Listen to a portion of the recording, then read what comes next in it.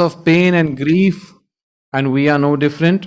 We, the followers of the Ahlul Bayt, the Shia, are no different in this regard, except when it comes to the grief of Hussein ibn Ali. All other forms of grief, they cause us to lose interest, to feel depressed, to lose energy. But all of us have felt this with our entire existence. We don't need any arguments or proofs for this. We've experienced it ourselves. That the grief of Hussein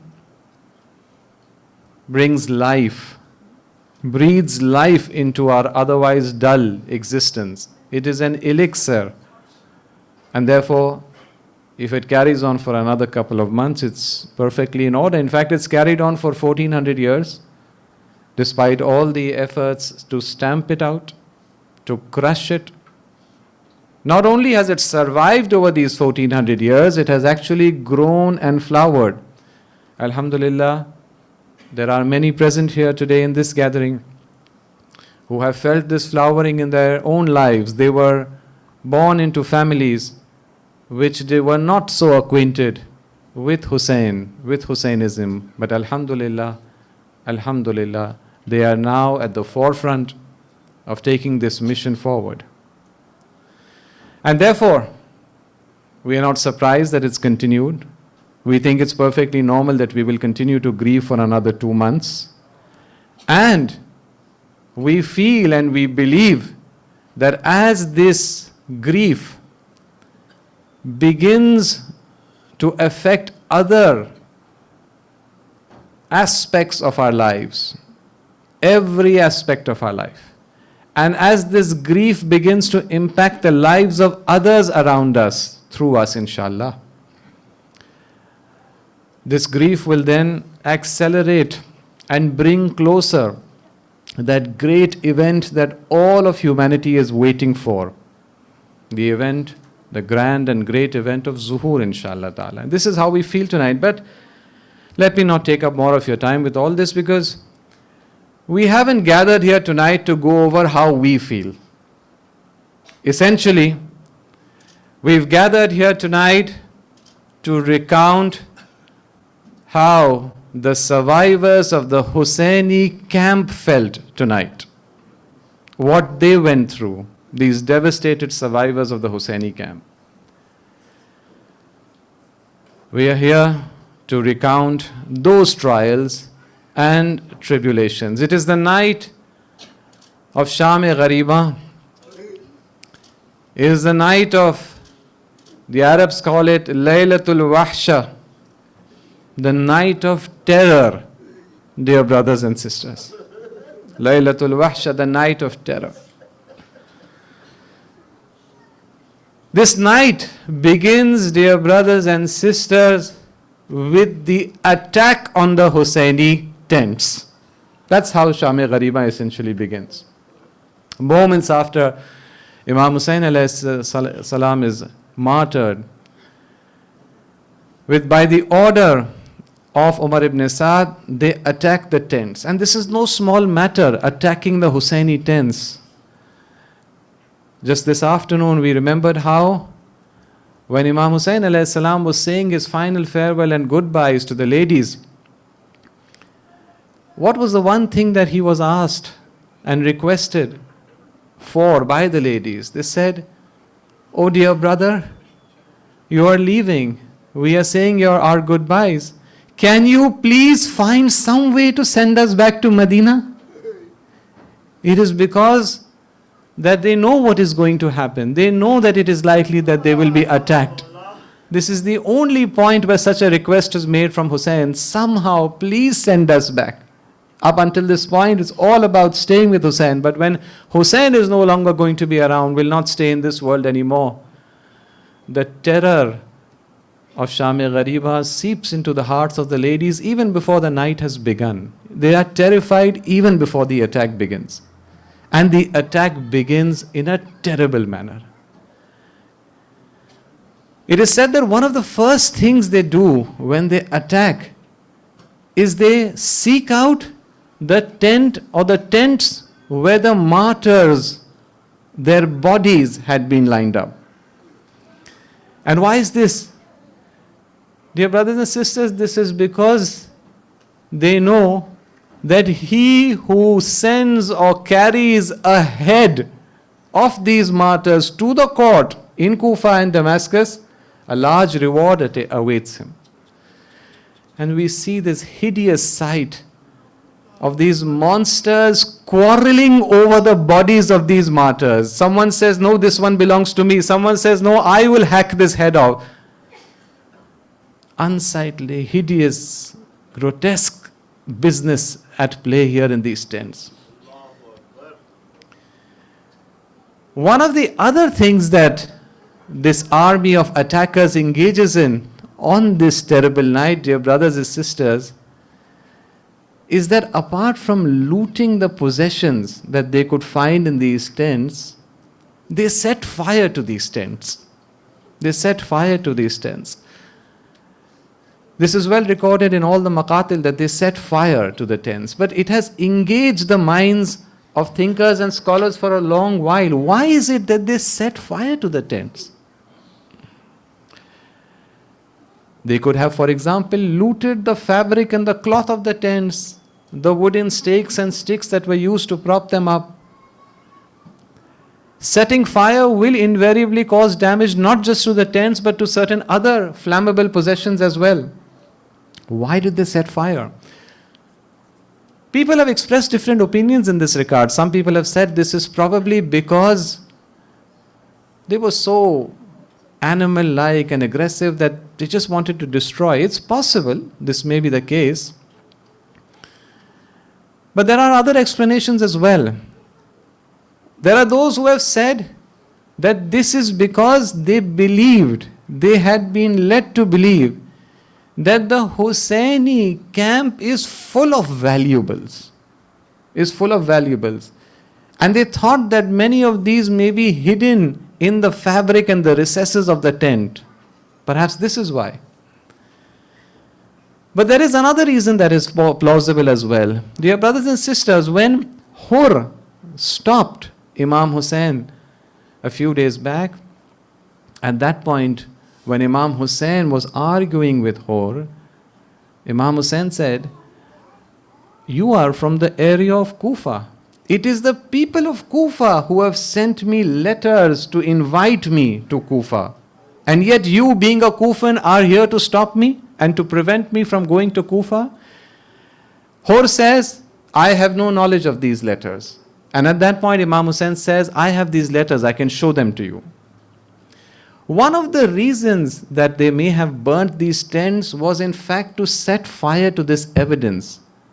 These letters that Imam Hussein had carried with him from Makkah, and which at that time would prove incriminating. Let's not forget that the attackers and the attacking army, we call them the Yazidi army, and yes, they were playing on the side of Yazid, but they were essentially Kufans themselves, many of whom had signed on these letters inviting Imam Hussein, or written these letters themselves. And this could be one of the reasons why they set fire to the tents. Anyway, whatever the reason was, dear brothers and sisters, the tents were set on fire, and the ladies and the children began to run helter-skelter seeking safety. A child runs off in this direction. A few others run off there. It is narrated from Imam Sajjad alayhi salam, when he was asked to describe the events of this night, "How did you find this night?" He said, "This is the night when the children of our household scattered in the desert, just as the beads of a tasbih scatter when it breaks." They are running here and there, especially as the tents are on fire. And at this time, dear brothers and sisters, we see something strange. We see a lady going back into one of these burning tents. She is heading back into one of these burning tents. Yes, dear Mu'mineen wa Mu'minat, Aqilatu Bani Hashim, As-Sayyida Zainab-e-Uliya.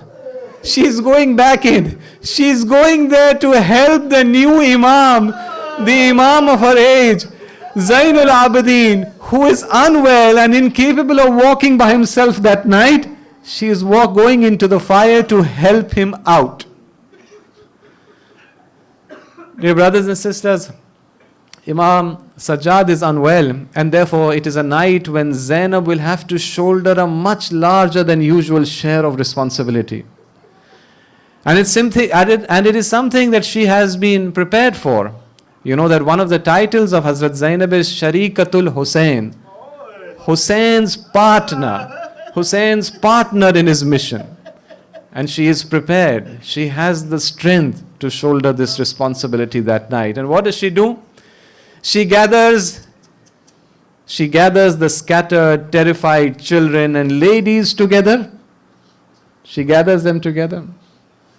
These ladies who are left wondering what it is that they should mourn at that time. Should they mourn their martyred men, or should they mourn the bitter taste of widowhood, the bitter taste of orphanhood that they have just begun to taste? Hazrat Zainab gathers them all together.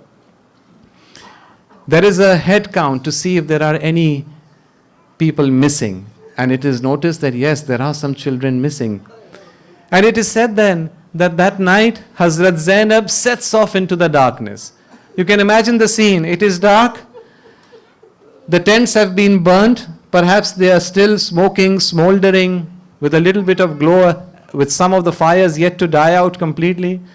And in the pale light of those fires, there is this group of ladies and children. It is said that they were perhaps up to 80 in number, huddled together in fear, in thirst, in hunger.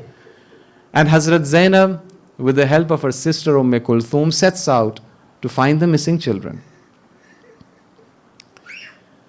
As they are searching in the darkness, in the desert, they come across two children on the floor, embracing each other. They are overjoyed. They have found these two little gems from their family. And since they were scared, they are embracing each other. But they are not moving. Perhaps they've fallen asleep. But when these two sisters go and pick these children up, they notice that they are motionless. And they can see the heavy marks of hooves on their soft chests. They bring these martyrs back. They keep looking for children. And then somebody says, Sakina is not to be seen. Sakina cannot be seen. The little girl isn't around. Hazrat Zainab sets off with urgency, calling out to Sakina. Sakina is herself out in the desert, and she is calling out to her father. Oh, my father, where are you? It is night. I have never slept except without placing my head upon your chest. How will I be able to sleep tonight? Dear father, where are you? Please call me. And then from a corner of the battlefield, from among those bodies that were scattered over the ground, from one of these bodies which was more radiant than the others, there comes a voice. Ilayya, Ilayya, Ya Bunayya. Oh, my little child, come to me, come to me, come to me. Sakina has found her father. She goes to Hussein. She puts her head on his chest and falls asleep. And this is how she is found by Hazrat Zainab a few moments later. She is brought back.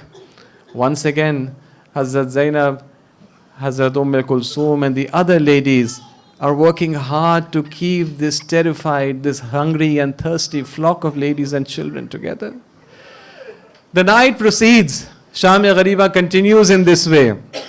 Dear brothers and sisters, and now it is close to morning. Some of the children, some of the ladies, out of sheer exhaustion and fatigue, have fallen asleep. Hazrat Zainab is on guard. She is awake. She is devastated, but she is awake and on guard, taking care of everyone. And it is said that at that point, she notices, while she's keeping all of them safe, she notices somebody riding up on a horse towards them. She gets up, stands up erect, and with all the strength and courage that she has, she calls out and says, "Oh rider, oh stranger, stop where you are. Go back. Don't you know that this is the family of the Holy Prophet? Do not come any nearer." The rider continues to come closer. She calls out again, "Didn't you hear me? I have ordered you, commanded you, stop where you are. These are the ladies of Rasulullah's household. Go back." At that point they say, the rider, whose face was masked with a cloth, removes the naqab, the cloth that covers his face, and she sees in that time, it is her father, Imam Ali ibn Abi Talib. He has come to her to console her, and she says, "Oh my dear father, where were you all this time? Look at us. Why have you delayed your arrival?" سيعلم الذين ظلموا أي منقلب ينقلبون لا حول ولا قوة إلا بالله العلي العظيم اللهم صل على محمد